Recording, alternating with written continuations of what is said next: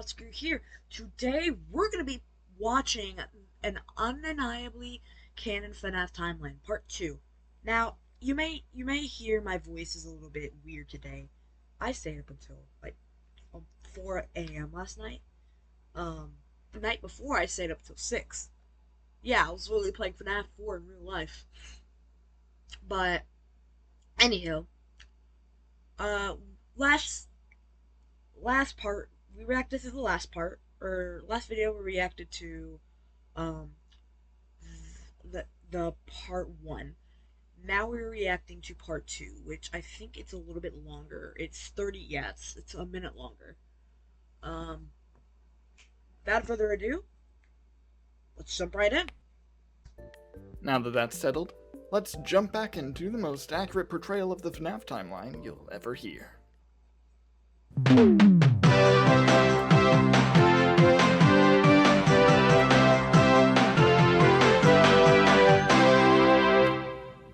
We return to the year 1993.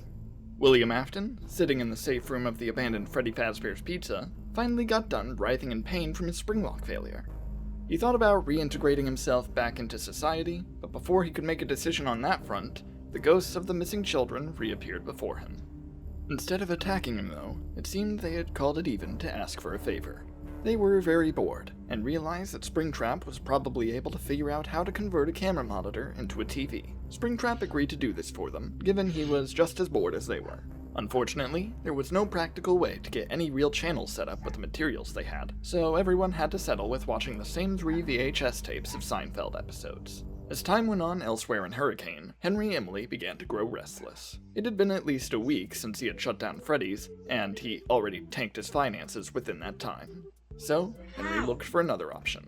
The city permanently banned him from opening a new business, but they never said anything about running an existing one. He immediately ran to the Afton household to beg William for a manager's position at Circus Baby's Entertainment and Rentals. When he got there, however, Michael Afton opened the door. You fired me. I also fired your father.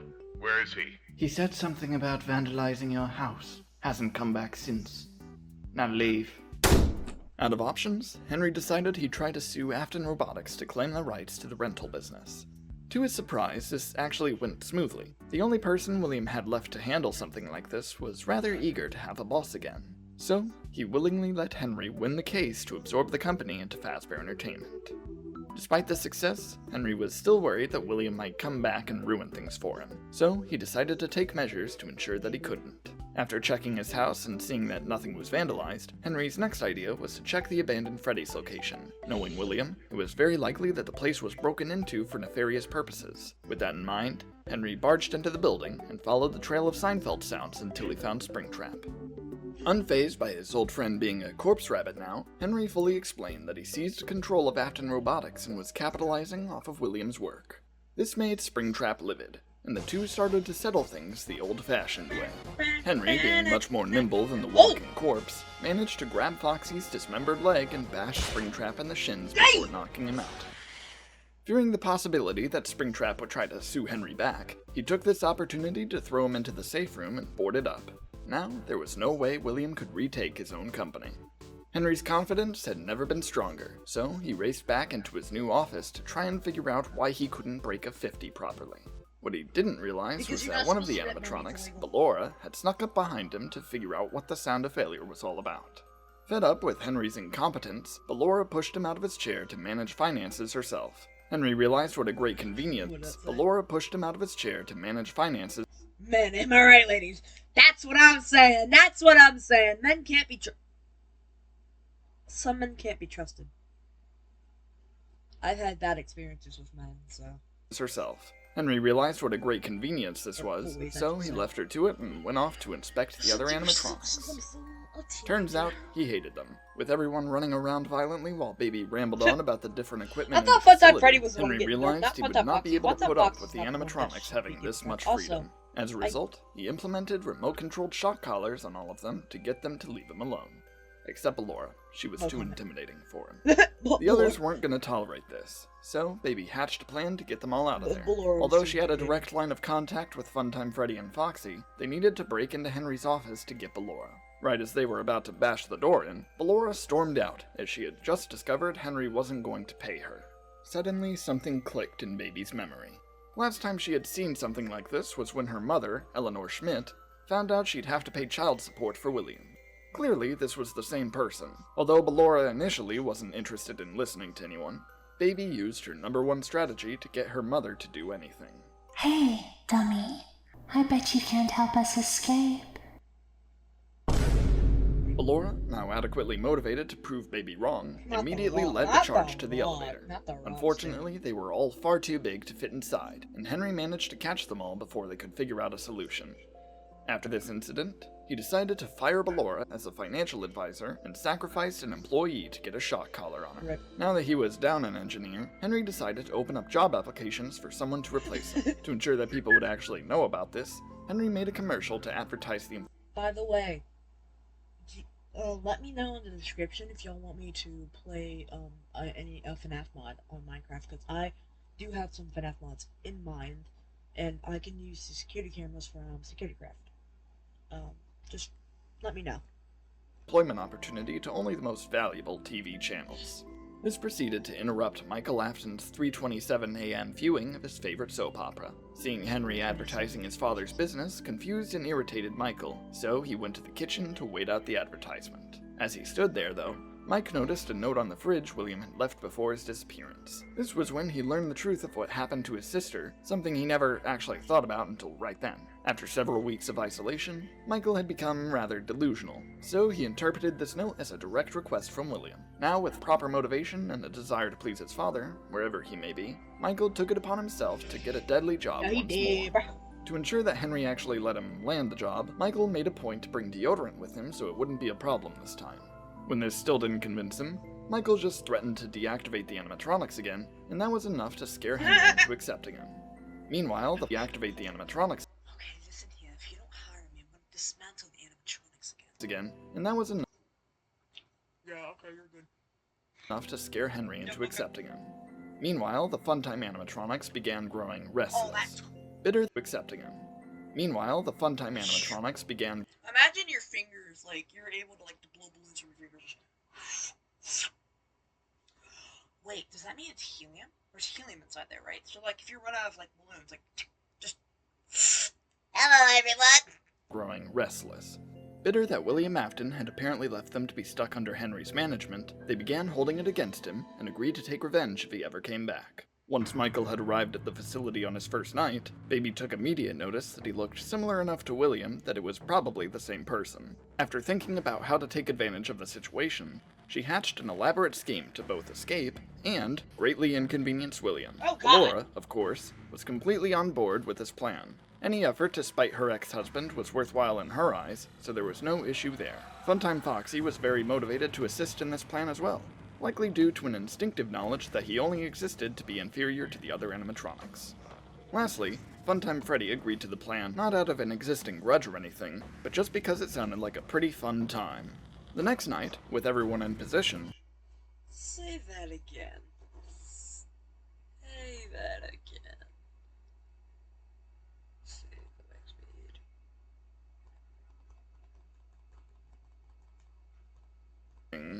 But just because it sounded like a pretty fun time. Oh my god, chat, he said the line. It's fun time. Okay, I'm stopping. The next night, with everyone in position, the mission was underway. First, Baby sent out her biddy babs to figure out how tall William was. Oh, they have different eye colors. Instead, they just wanted to chew on him, so she intervened and helped him hide under the desk until they got bored. When that didn't work, Funtime Freddy got out one of his spare hand puppets to chew on the wiring until it caused a power outage. Then, as William crawled through Ballora Gallery to get to the electric room, Ballora would taunt him with her masterful ballet routine and vague hints at her past frustrations with him. As this flew over his head, she gave up and let Funtime Freddy take over. Unfortunately, Bon Bon was programmed to gaslight Freddy at a moment's notice. As a result, Freddy was powerless to stop William from rebooting the power generator, and he got away once again. The next day, Baby framed Freddy for a robbery that some technicians were talking about that morning. So, he was deactivated for psychological repairs, while Bon Bon tried to attack William alone. Given Bon Bon was incredibly small, this strategy was fruitless. However, the animatronics finally had a moment of success as Funtime Foxy jumped William and helped Baby stuff him into a prototype Springlock suit. She was pretty sure it would guilt-trip William, but it seemed to have no significance to him. Despite how absurdly risky this was, it was the only way to keep him still until they could scope out his measurements. After an entire day of nobody noticing anything wrong, Ballora deliberately acted out so she could smuggle her mini-Renas to the scooping room. After Ballora's stomach cavity was opened by the scooper, the mini-Renas crawled out and began measuring William's height. For reasons they weren't clued in on, they also needed to crawl down his throat and measure his insides as well.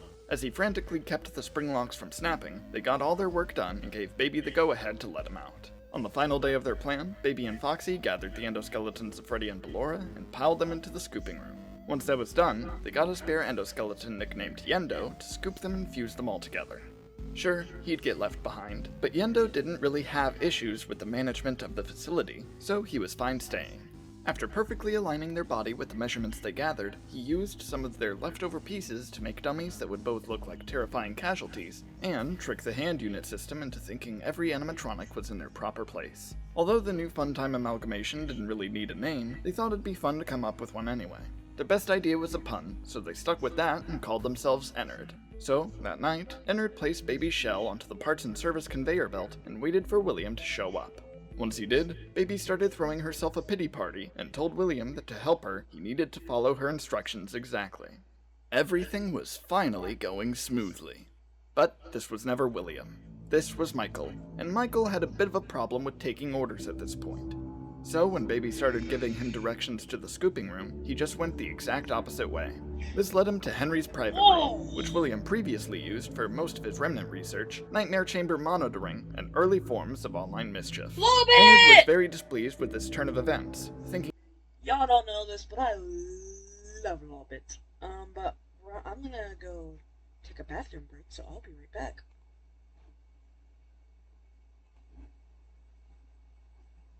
Alright, I'm back.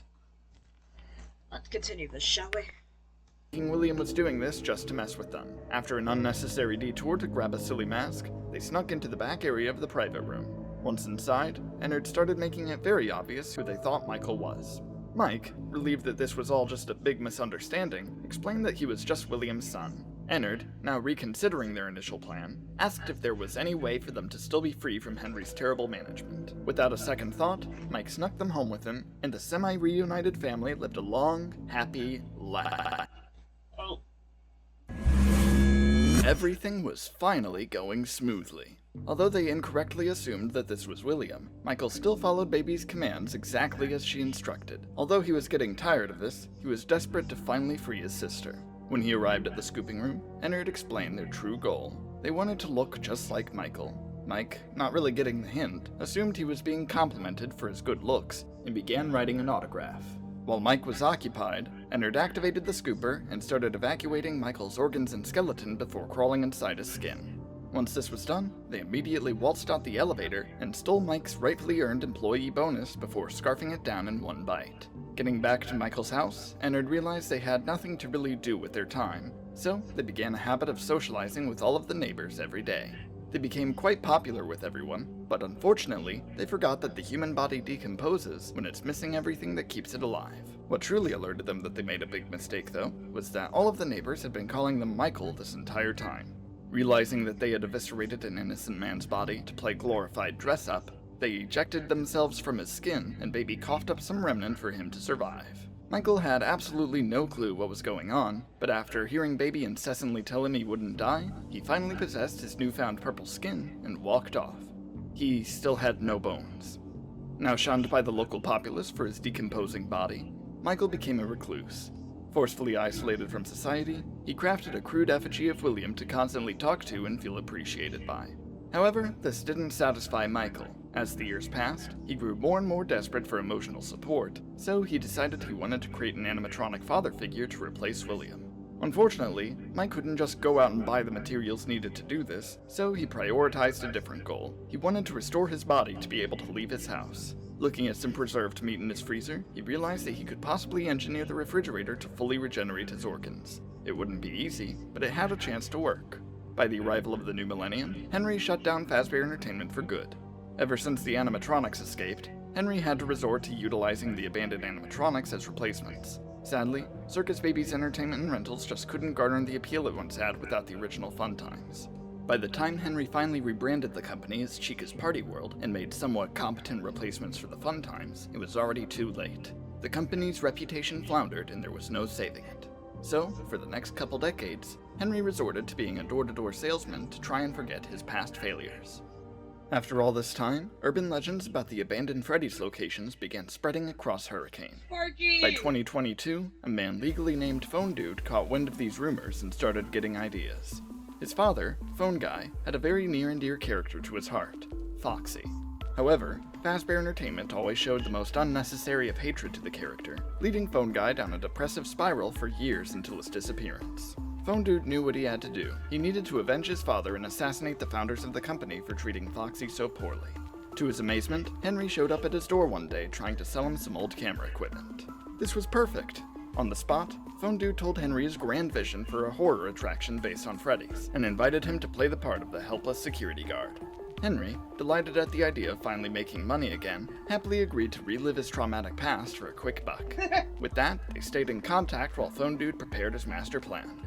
After striking a deal with a local amusement park to open Fazbear's Fright within their space, Phone Dude carefully designed the building to be wired so horrifically it was bound to catch on fire. To really enhance the experience, he also bought out all of Henry's ancient camera equipment to make it near impossible to monitor the place. By March of 2023, the horror attraction was just about ready to open. All that was left was to find the other founder of the company, William Afton. Drawing a blank on how to find him, Phone Dude asked Henry if he knew of his old partner's whereabouts.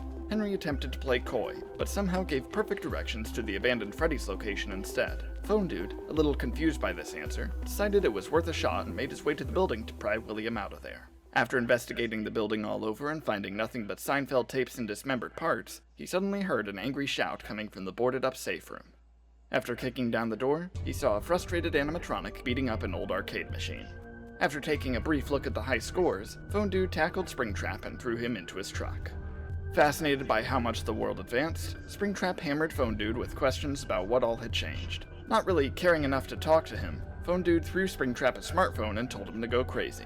Springtrap immediately adapted to this new technology and really put himself out there. After they arrived at the attraction, Phone Dude shot Springtrap with bear tranquilizer and tossed him into the building without a care in the world.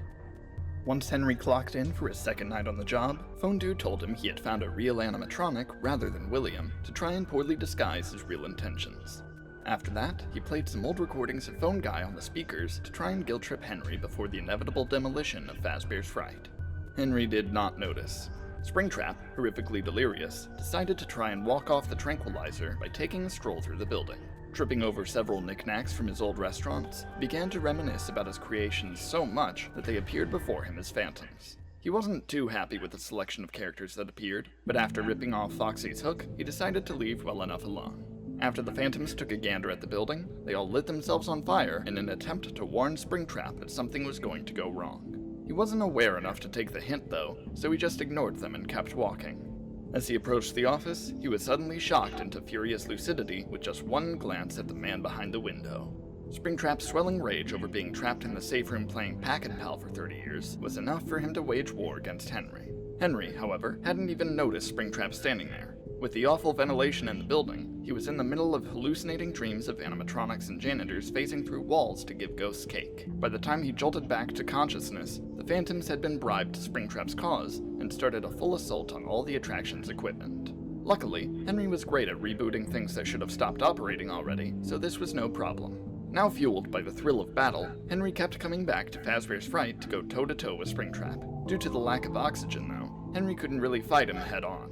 Instead, Henry resorted to mildly disorienting Springtrap's sense of direction with clips of Balloon Boy's voice. This was pretty obviously a trick, but Springtrap didn't want to miss the chance to see his greatest creation again, so he always double-checked to be sure it wasn't just audio lures. This wasted a lot of time. Eventually though, he did successfully make his way to the office, just to be met with Henry frantically tapping the wall tiles. Unfortunately, before Springtrap could give him a long-awaited death stare, Henry's camera monitor short-circuited and ignited the whole office. In record time, the entire building was on fire and the place was caving in. While the phantoms yelled at them with phrases such as, "We told you so," Henry and Springtrap suddenly realized the attraction was a setup. They were not about to let someone else kill them before they could kill each other, so they made a truce and started running. As soon as they escaped the front door, Fazbear's fright had completely erupted. Phone Dude, who had been camping outside all week, was positively distraught.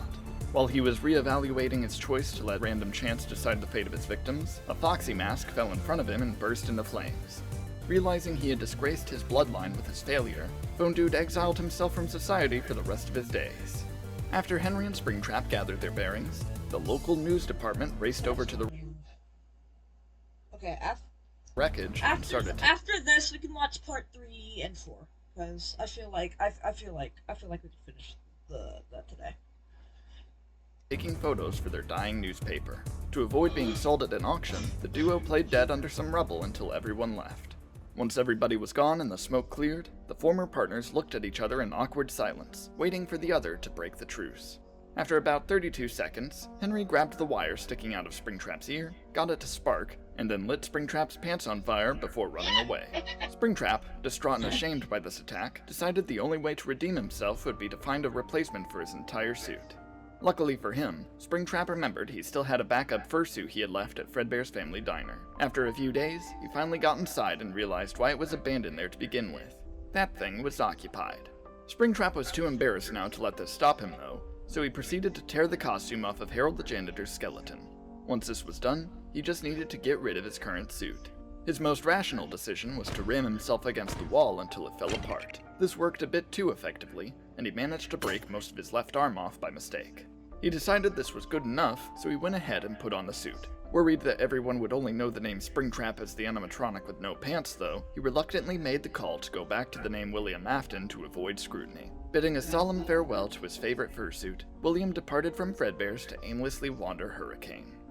Meanwhile, at the Fazbear's Fright auction, the ghosts of the missing children decided it was time to say goodbye to Hurricane and pass on to whatever was to come.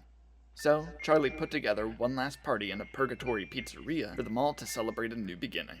However, conflict arose very quickly. Charlie didn't actually know how to make a good tasting cake with only remnant and frosting, so she quickly thought of a way to save herself embarrassment. Everyone look, it's, William Afton. Insulted by what they assumed was a rude prank, all of the children ditched Charlie to go back to haunting Hurricane. Cassidy decided to reconvene with Andrew, who was just chilling at the rejects table wearing an alligator mask. She immediately ripped it off his face and told him to hop onto her shoulders. Once he agreed, they went back to terrorizing Hurricane as their ghostly fusion body, Golden Freddy.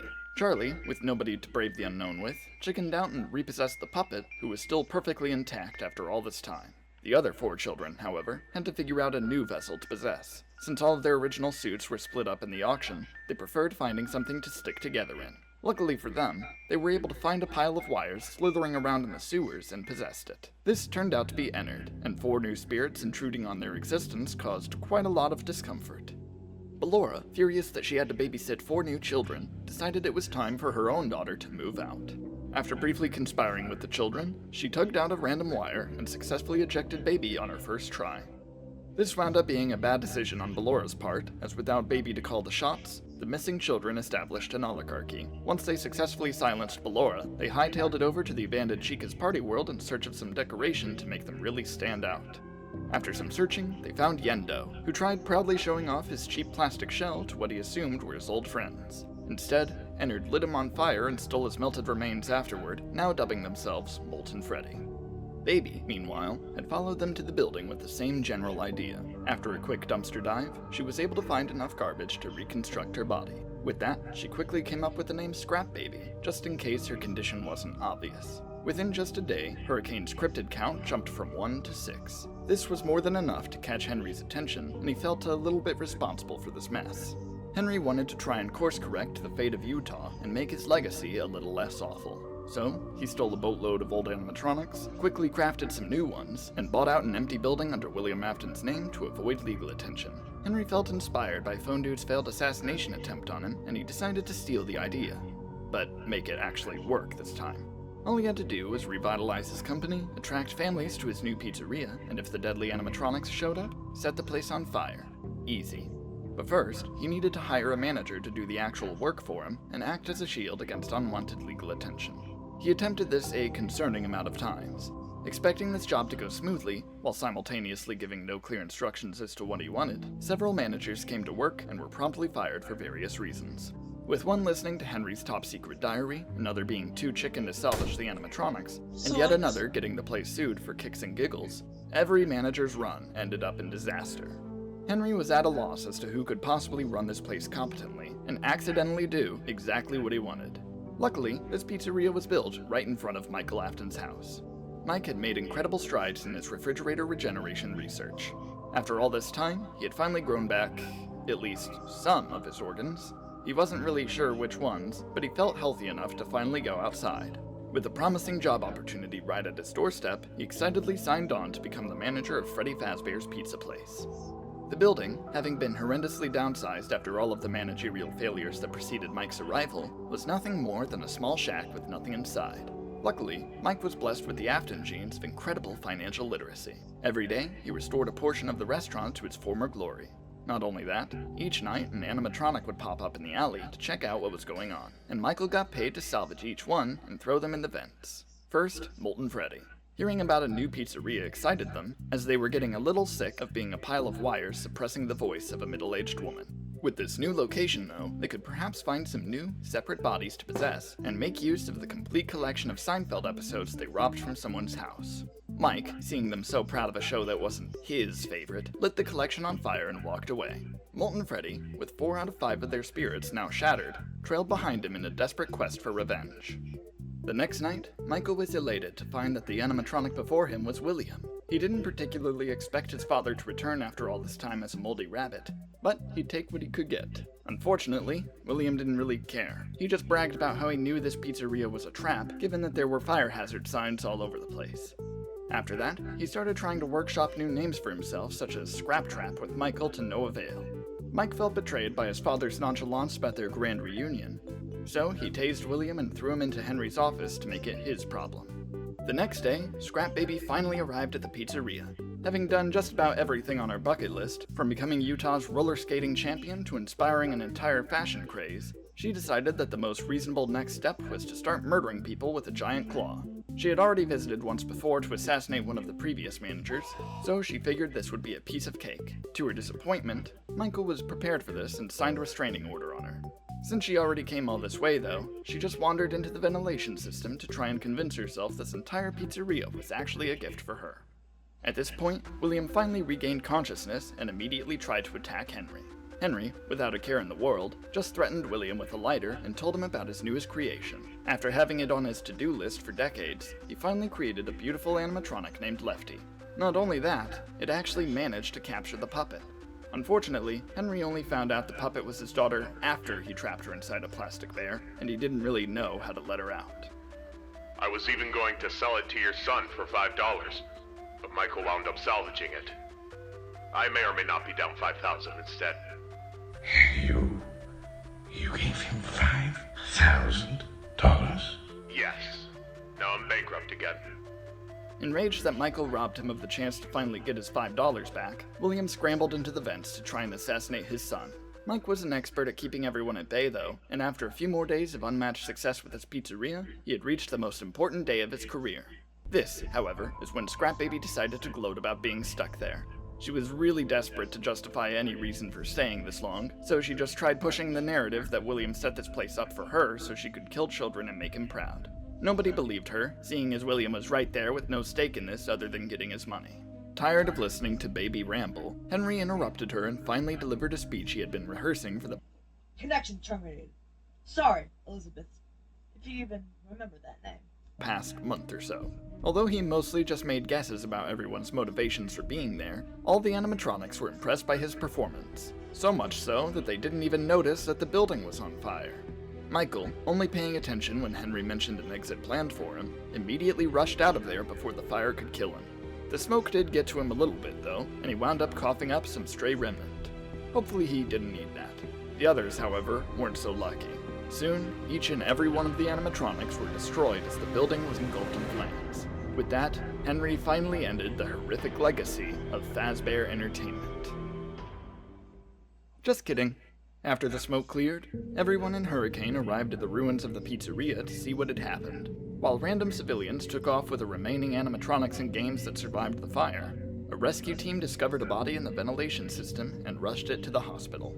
Not really questioning why this clearly charred corpse was wearing a rabbit suit, the doctor accepted it as a patient and diagnosed it with a coma. While the hospital searched for anyone that actually knew who this was, a single visitor showed up that they just kind of assumed was a relative. Golden Freddy. When they arrived at the patient's bedside, they immediately knew it was William Afton and plunged into his mind to cause some crazy nightmares. William, now dreaming about a character select screen of various animatronics he had some general hand in creating, decided that the best course of action was to fight them all at once in their most deadly state. Unbeknownst to him, of course, this was a setup by Cassidy and Andrew.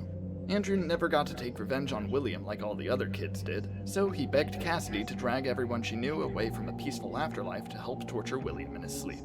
The most insidious part of this plan, however, was taking the newest iteration of Foxy they could find and making him William's only ally in this nightmare. Eventually, William was conditioned to finally appreciate Foxy's existence, which was the most severe punishment the Golden Duo could imagine for him.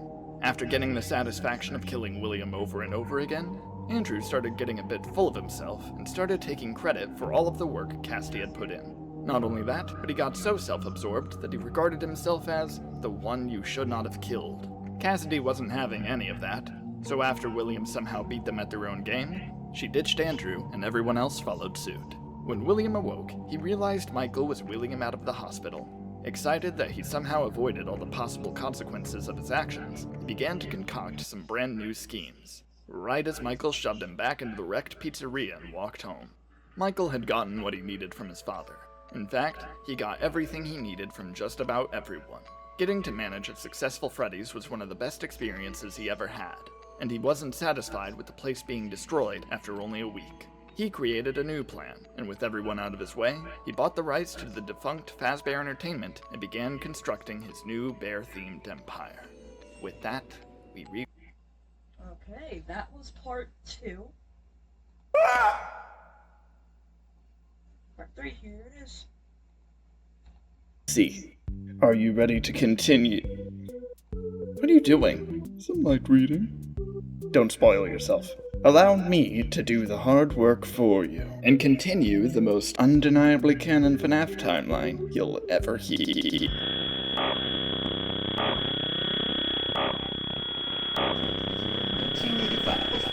William Afton, after a long day's work and a 5-minute murder spree, decided to head back out to the dining area of Freddy Fazbear's Pizza and stand around like nothing happened. However, the entire restaurant was in a panic, as one of the customers caught sight of Henry doing that blank stare thing again. William decided this was the perfect time to finally confront Henry about the $5 he was owed, but out of the corner of his eye he saw a suspicious boy jump out of the ball pit.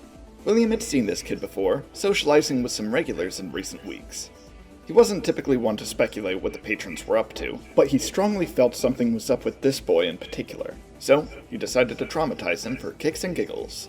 William lured the child to the safe room and graced him with the sight of all the freshly stuffed missing children. The kid, being reasonably horrified at this, made a mad dash back to the ball pit as William chased after him. Once he dove back in, though, William decided it wasn't worth the trouble of going any further. That ball pit was not pleasant, so William was just about ready to forfeit the chase, until the ball pit lit up. William realized there was something much more mysterious about this than meets the eye, so he decided to come back to it after making some preparations. The next morning, he got dressed for a potential vacation destination, staged a photo shoot to let Henry have a vague idea of where he was, and donned the spring Bonnie suit before plunging into the pit.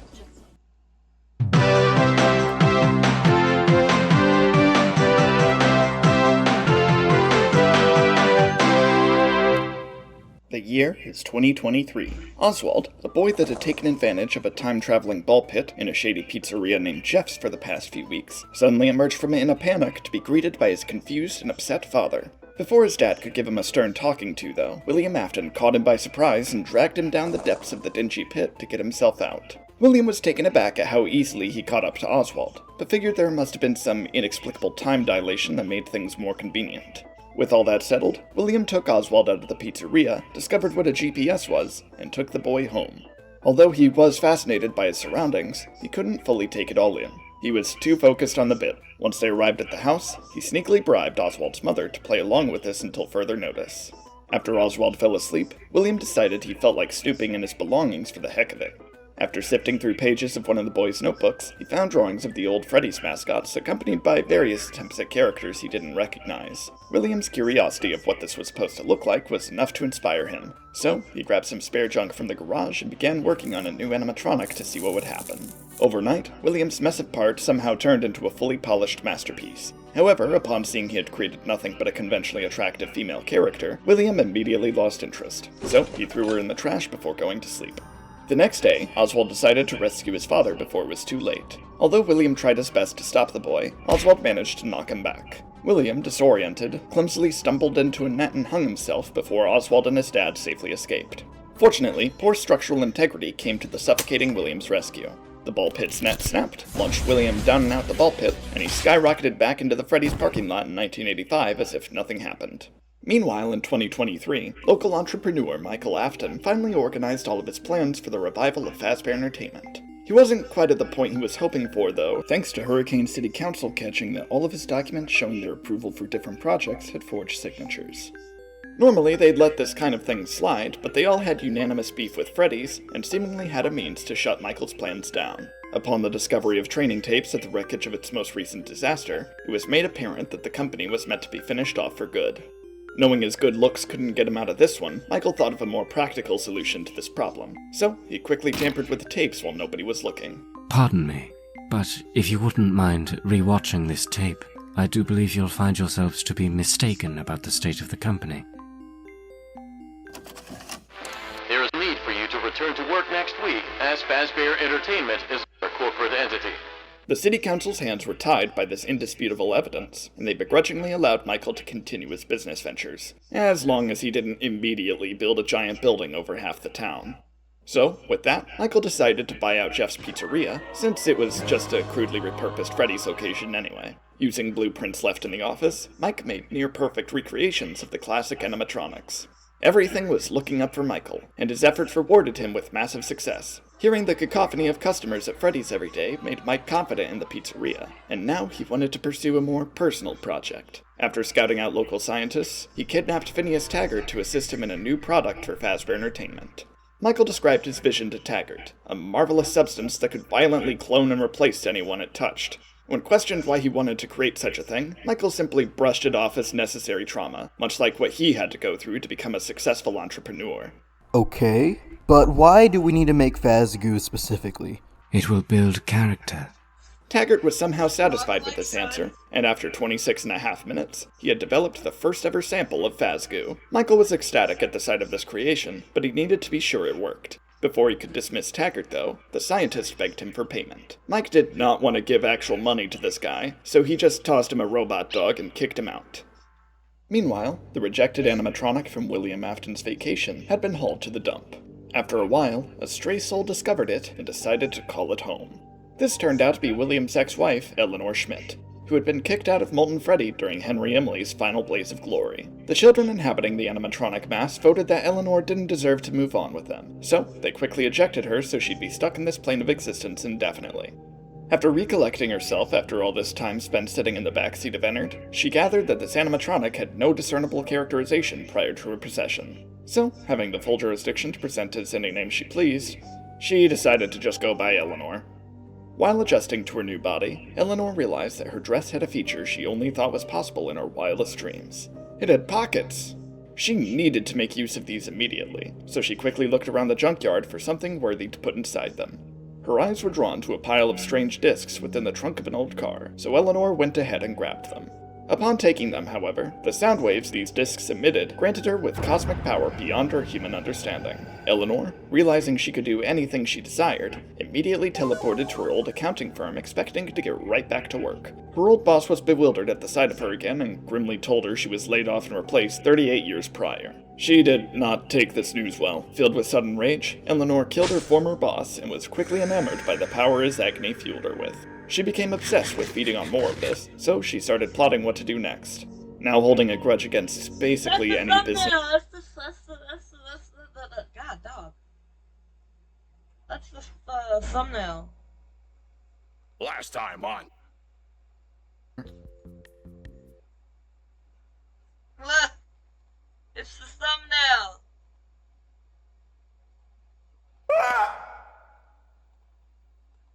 businessman at this point, she targeted every major corporation she could think of, and obliterated all of the people in charge of them. Now filled with triple the infinite power she had already, Eleanor was ready to claim victory as the greatest evil the world has ever known.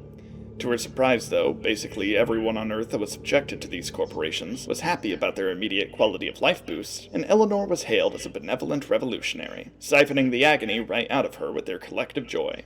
Becoming the hero of the working class was not what Eleanor had in mind. Although she kind of enjoyed the respect, that didn't do anything for her newfound hunger, and she needed to cause more problems. To avoid repeating the same mistake as before, she decided to keep things local. Drawing inspiration from how her ex-husband managed to discover Remnant, she warped to Freddy Fazbear's Pizza to do what William did, but better. However, as she approached the front door, Michael caught sight of her and immediately grew suspicious. Who are you, and what are you doing here? It's me, your mother. No hard feelings about the scooping incident, right? No matter. I'm here to massacre all of your patrons for personal satisfaction. How predictable.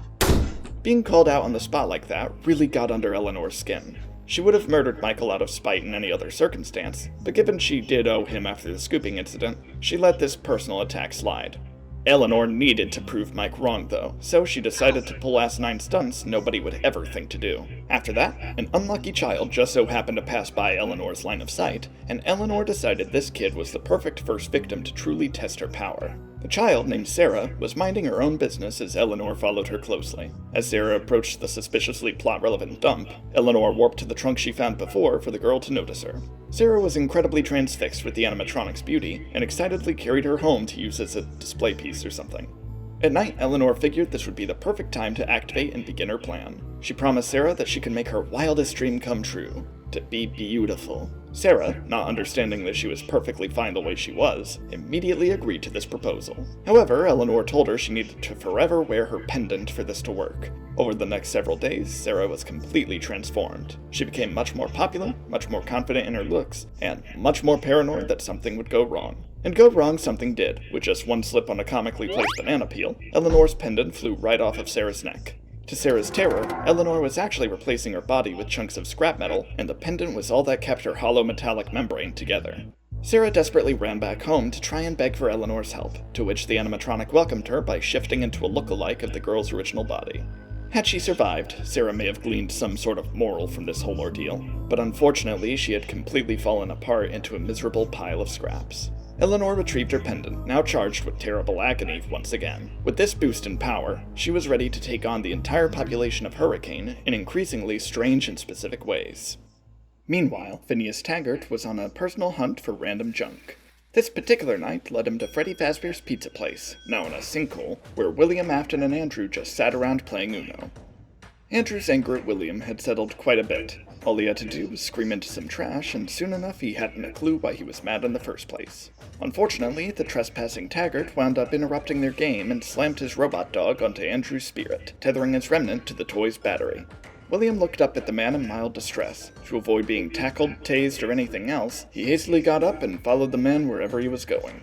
On that note, Taggart arrived at his lab with his new trinkets, and Andrew infested Fetch and William Afton.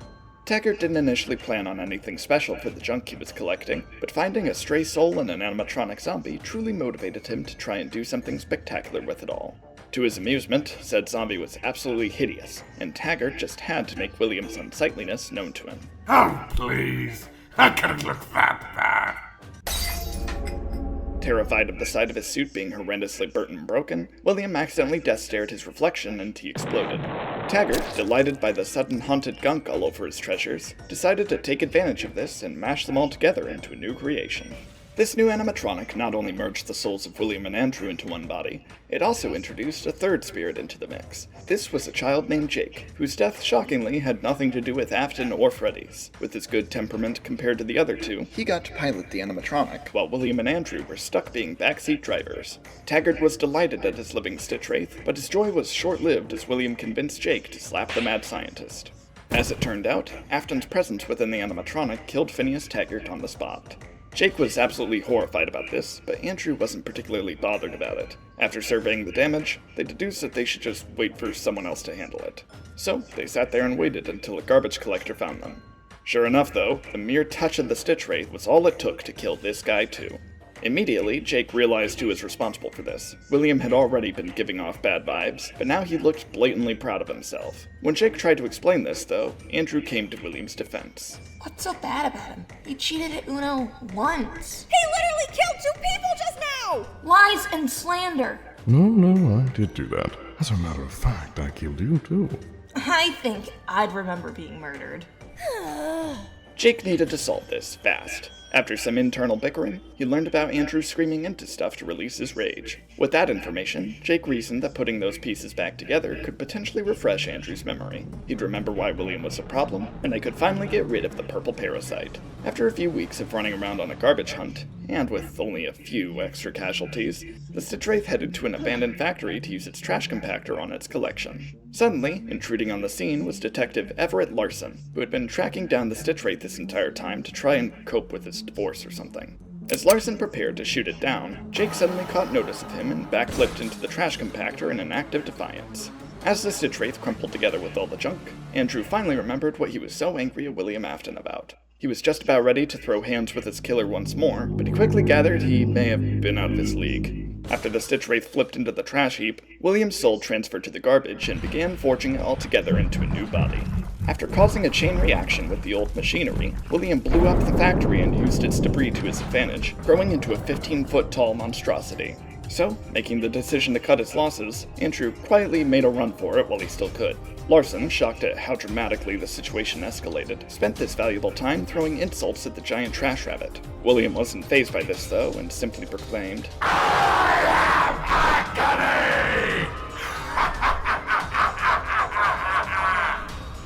Did somebody say agony? Eleanor was there too, apparently. After learning of the Afton Amalgamation's existence, she quickly launched herself into it to try and absorb its power. This caused Afton to become far more violent, and Larson was nearly killed by the amalgamation. Before it could finish him off, though, he began hearing a voice coming from his bag. It was the mask of the puppet, or at least his delirious mind figured it must have been. Nonetheless, he tossed it at Afton's shins, and the impact caused him to fall apart like a house of cards. As Afton sank into the lake near the wreckage, he noticed Eleanor escaping his collapsing body, and he recognized her instantly. Not only was she his abandoned creation from his time travel vacation, he felt the spite emanating from her, and knew it could be only one person. The woman who he once probably loved, then definitely hated, had managed to become far more than he ever was. And so, he looked at her in bittersweet longing before everything faded to black. William Afton was dead. Now that the amalgamation was destroyed, the Stitch Wraith ran to Larson's aid. Jake was all on his own now, and he wasn't going to let anyone else die. So, he whacked the detective with his battery, and that got rid of the lingering agony left behind by Afton.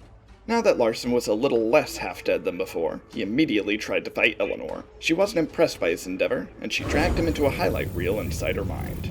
Your investigations, your hunt for the Stitch Wraith, your failed marriage. Who do you think was behind it all? Bad luck, I guess. Oh, I thought I was being more obvious. Sorry. Anyway, it was me, all along. You didn't know it, Larson, but I was always there.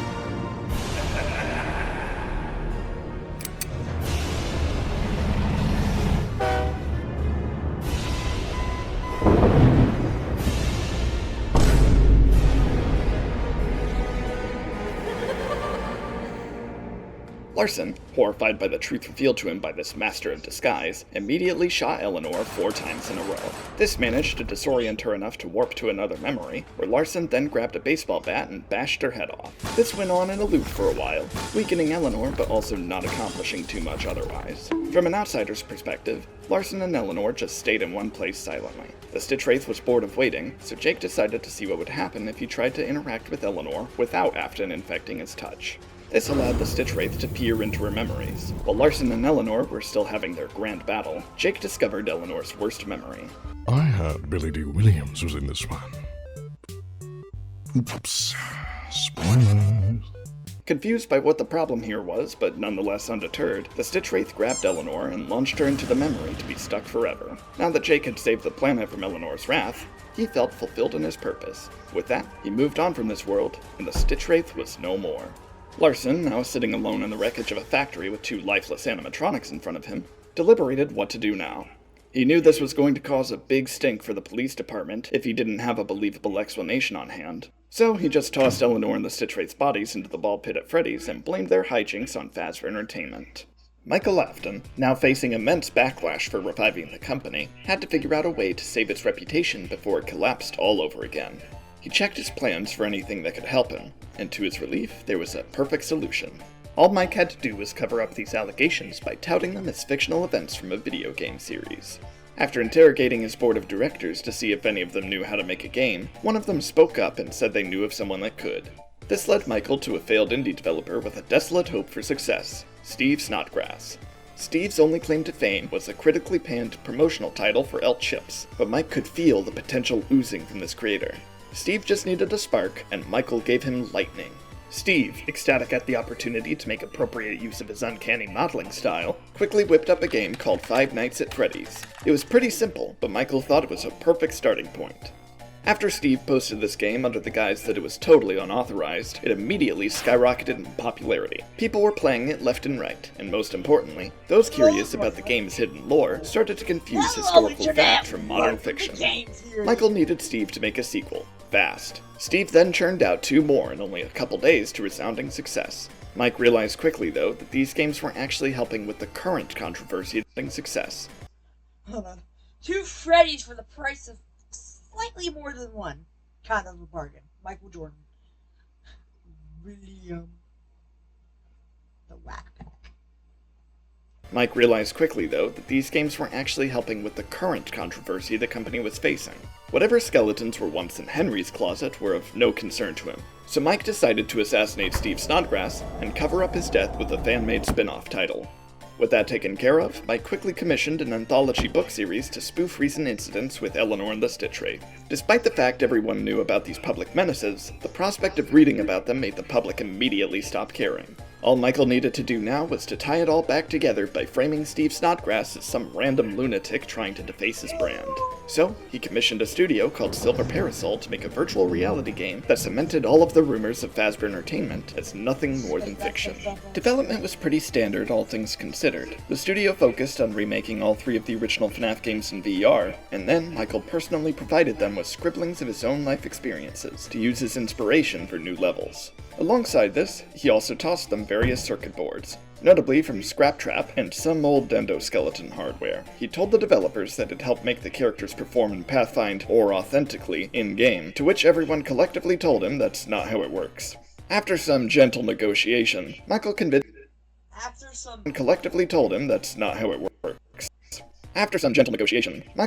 the team to scan the circuit boards anyway. This didn't seem to really accomplish anything, to which everyone collectively told him that's not how it works. After some gentle negotiation, Michael convinced the team to scan the circuit boards anyway. This didn't seem to really accomplish anything initially, but soon something awakened within the VR game that nobody yet knew about.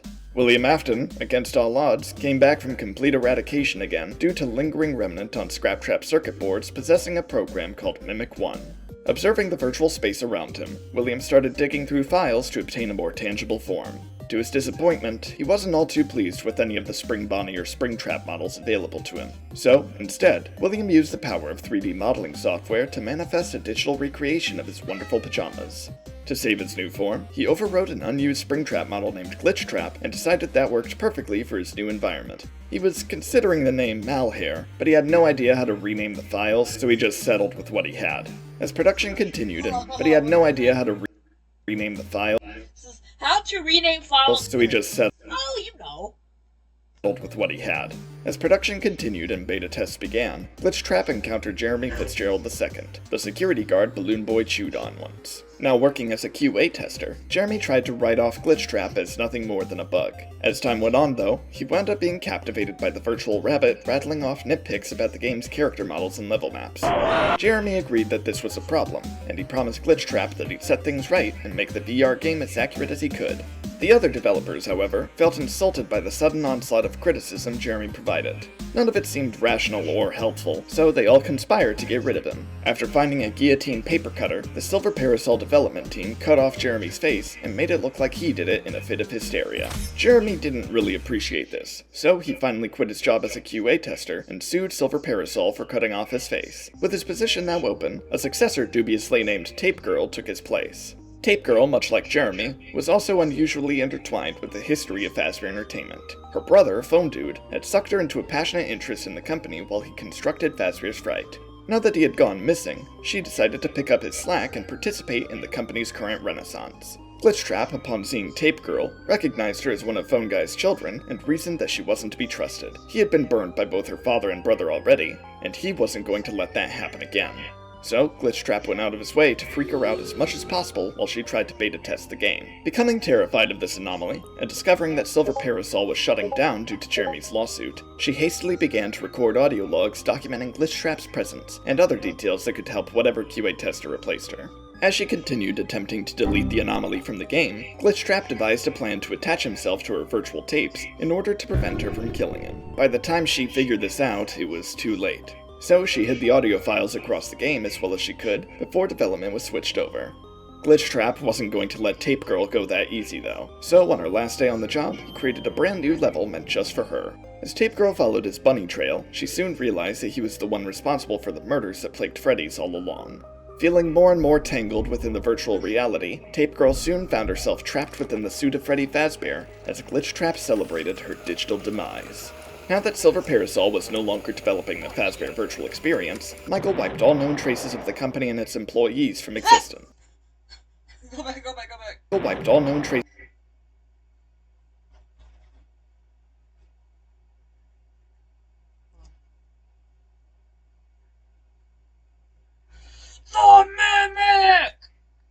Of the company and its employees from existence. The replacement studio was run directly by Fazbear Entertainment, and they sent out some help wanted ads to get fresh beta testers. Soon enough, a new hire caught wind of the job opportunity and applied as soon as possible. This applicant was a passionate Five Nights at Freddy's fan named Vanessa Shelley. Vanessa was extremely excited to get the chance to test a brand new FNAF game. She wasn't confident that the new studio would uphold the franchise's integrity from the Snodgrass trilogy, but she chose to be optimistic. After putting on the headset for the first time, Vanessa excitedly combed through the entire game with almost nothing but enthusiasm. Experiencing her favorite series in total immersion was a feeling like no other, and she was having a blast. She was a little disappointed that most of the lore elements were seemingly gutted here, but that was a small price to pay compared to everything else. As she continued though, she noticed some strange glitches throughout the various levels. Maybe this was some kind of new storyline she was unraveling. After discovering a hidden area within the game, Vanessa was able to piece together Tape Girl's recordings and discover the truth. To her horror, this wasn't just new lore, this was real. Upon this realization, Vanessa felt a shiver down her spine as she turned around to see a certain someone behind her. Shake it, girly pop! What? Do you not like the voice? Is this better? After Vanessa took a short break to recover from that scare, she hesitantly put her headset back on and continued testing the game. As she played, she noticed that Glitchtrap became more tangible as she found more of Tape Girl's messages. Vanessa was uneasy, but she decided that maybe it would be best to actually talk to the anomaly. Glitchtrap stood before her in relative silence, so she took this as a cue to speak. What started with conversation of her experience testing the game led to her entire interpretation of the FNAF timeline, including every ounce of external media she was aware of. And then when Springtrap found him, he did a spot-on impression of the stepdad and then later stuffed him into an oven in Fazbear's Frights, and I think the actual place burned down, but it didn't in FNAF 3. Who on earth is handsome? Glitchtrap had heard enough. Whatever nonsense Vanessa was recounting was absolutely nothing like what actually happened, so he caught her up to speed on the actual events of his life, from Ferdinand's creation to Afton's amalgamation eradication. Vanessa was over the moon. She never could have anticipated getting such a comprehensive understanding of all of Freddy's history, and she was shocked at how different the real answers were compared to the storyline the FNAF games portrayed. At this point, she decided she wanted to help Glitchtrap somehow escape the game. So, like any rational person, Vanessa decided to let Glitchtrap merge with her mind. Removing her headset, Vanessa now saw William by her side in the real world. Hey, sup, man? No, I think the other voice was better, actually. You are so picky. Afton, now inhabiting Vanessa's brain, wasn't keen on being confined in someone else's body again, so he begged her to help him find a new body for himself. After thinking through everything he had told her, Vanessa decided that she'd make her own personalized rabbit suit to keep William quiet while they tried to get him back into a physical form. Because that'd take a while, however, she simply crafted a mask in time for the Halloween festival Freddy's was putting together. Speaking of which, Michael Afton was preparing something big. He had been postponing his plans to make an animatronic father figure long enough, and it was time to finally set things in motion. He needed a perfect vessel though, something his own father created.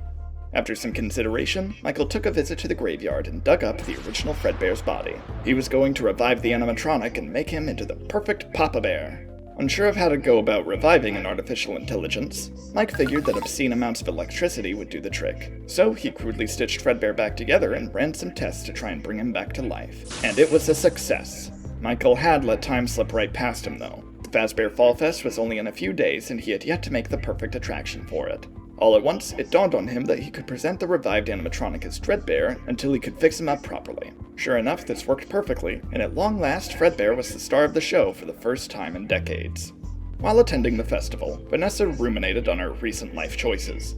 As she half-heartedly participated in the various attractions, William finally learned that Michael was behind all of this. For the first time in his unnaturally prolonged existence, he finally felt somewhat proud of his son. Before he could stew over this new emotion, though, Vanessa accidentally bumped right into the entrepreneur. Vanessa, utterly embarrassed, began to profusely apologize, to which Mike just blankly stared at her, waiting for her to go away. This led to Vanessa rambling once more about her obsession with his company, only this time she had all of William's knowledge at her disposal. Michael, initially uninterested, was taken aback by Vanessa's inexplicable understanding of Fazbear Entertainment's history.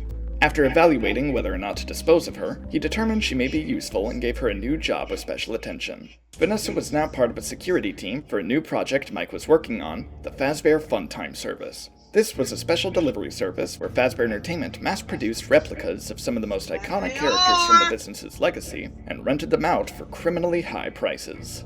Vanessa was fascinated by this concept, and William realized this would be the perfect way to get a recreation of his favorite fursuit. So, on Vanessa's first day of security, she hacked into the system with her gamer skills and ordered production of Springtrap animatronics. By the time higher-ups noticed something unusual about this, they all shrugged it off since Springtrap was probably profitable enough to rent out. William was thrilled that his body had been perfectly remade, but he got cold feet once he realized Fazbear Entertainment was producing so much of him. He didn't want to just be another Springtrap in the crowd, he wanted to be in the spotlight. Vanessa was confused about him changing his mind though, and they began to bicker about the integrity of a unique Springtrap. Getting fed up with this, Vanessa tried banging her head against one of the replicas to attempt to transfer. This ended up knocking her out, giving William free rein to puppet her body. Knowing this could come in handy for future schemes, he quickly searched how to induce compliance in human subjects to ensure he could do this whenever it benefited him. This, alongside some other concerning web searches, alerted the IT department immediately. Unfortunately, the only guy who cared to contact Vanessa about it, Lewis, was more interested in coffee than figuring out why she wanted to chop people in half. By the time Vanessa came to, she didn't have any recollection of the stunts William was pulling, and simply resumed her normal work activity. Anytime William took control again, though, Lewis would shoot another email wondering why Vanessa wasn't taking the hint. This led to a lot of one-sided conversation and coffee invitations, but outside of gained from this, inspired Michael to start offering additional characters and quirky variants of the existing ones. There was only one problem. Aside from the occasional fatality from letting infamously killer animatronics out in public, delivery trucks for both animatronics and pizza started being attacked by bears.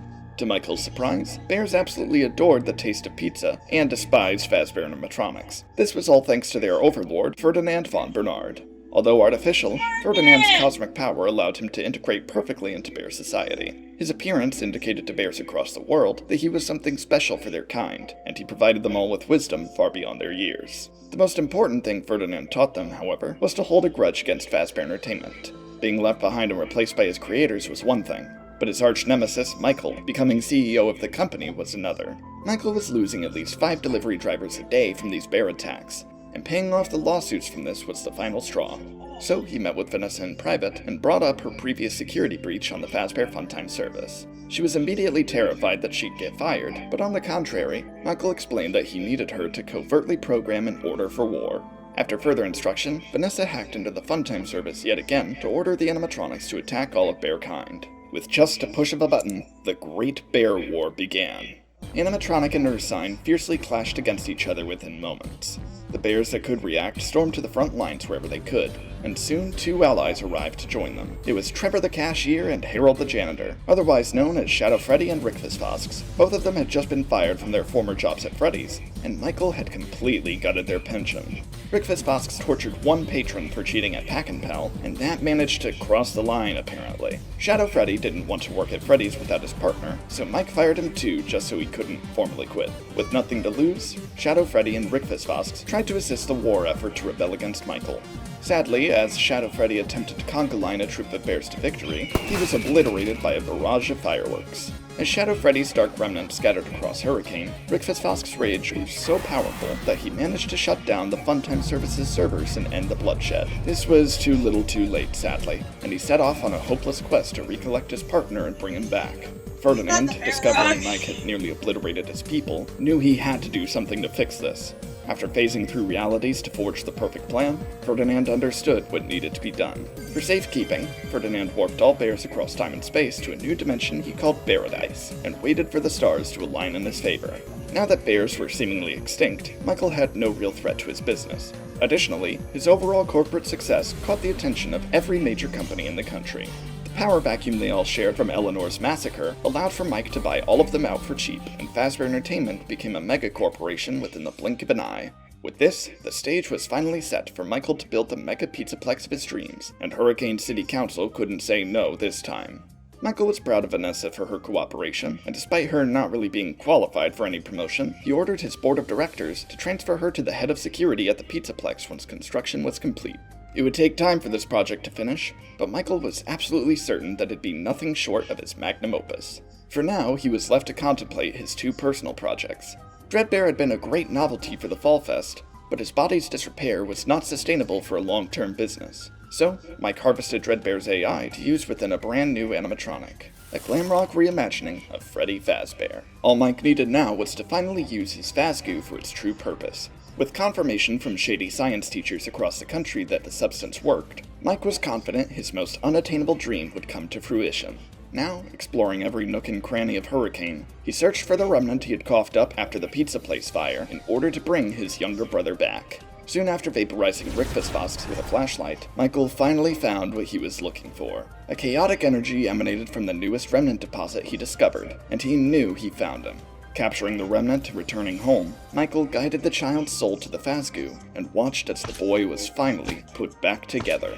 Now that his brother actually existed again, the fog lifted. After all this time, Michael could finally remember the child's name: Gregory Afton. Okay. Alright, I hope that's gonna be it for today's video, y'all. I really hope y'all enjoyed. This is the last one. I've been recording for an hour. That's kind of crazy. I will see y'all later.